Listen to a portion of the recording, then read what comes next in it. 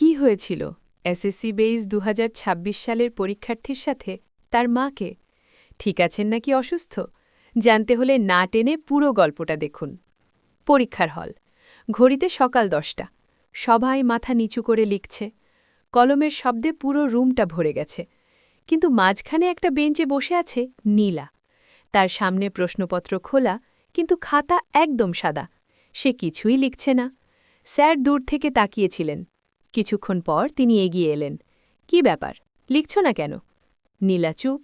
Sir একটু বিরক্ত হয়ে বললেন, সারা বছর মোবাইল টিকটক, এখন এসে বসে আছো, কিছুই তো পারবে না। চারপাশে কিছু শিক্ষার্থী মুখ চেপে হাসল, কেউ আবার তাকিয়ে রইল। নীলার চোখ দিয়ে পানি পড়তে শুরু করল, কিন্তু সে এখনও কিছু বলল না। স্যার আবার বললেন, কাঁদলে তো আর নাম্বার আসবে না, লিখতে শুরু করো। পুরো হলরুম যেন হঠাৎ ভারী হয়ে গেল। সময় চলে যাচ্ছে।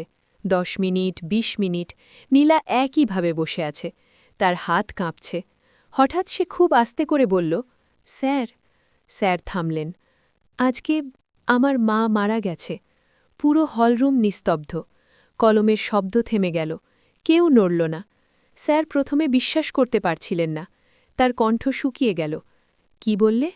নীলা চোখের পানি মুছতে মুছতে বলল, সকালেই। মা আর নেই। সবাই বলছিল পরীক্ষা দিতে না আসতে, কিন্তু মা বলেছিল যাই হোক পরীক্ষা দিবি। তার গলা ভেঙে গেল। তাই চলে এসেছি, কিন্তু কিছুই মনে পড়ছে না। স্যারের হাত থেকে খাতা প্রায় পড়ে যাচ্ছিল। তিনি ধীরে ধীরে চেয়ারে বসে পড়লেন। তার মনে পড়তে লাগল, একটু আগে তিনি কি বলেছিলেন। টিকটক, কিছু পারবে না। পুরো হলরুমে কেউ আর মাথা নিচু করে নেই। সবাই তাকিয়ে আছে নীলার দিকে। স্যার ধীরে ধীরে উঠে দাঁড়ালেন। তিনি নীলার পাশে এসে খুব নরম গলায় বললেন, তুমি চাইলে এখনই যেতে পারো। নীলা মাথা নেড়ে বলল, না স্যার, মা চাইছিল আমি বসি। একটা দীর্ঘ নীরবতা। তারপর স্যার বললেন, তাহলে যতটুকু পারো লিখো, বাকিটা আল্লাহর ওপর ছেড়ে দাও। নীলা কাঁপা হাতে কলম ধরল। সে খুব বেশি কিছু লিখতে পারল না।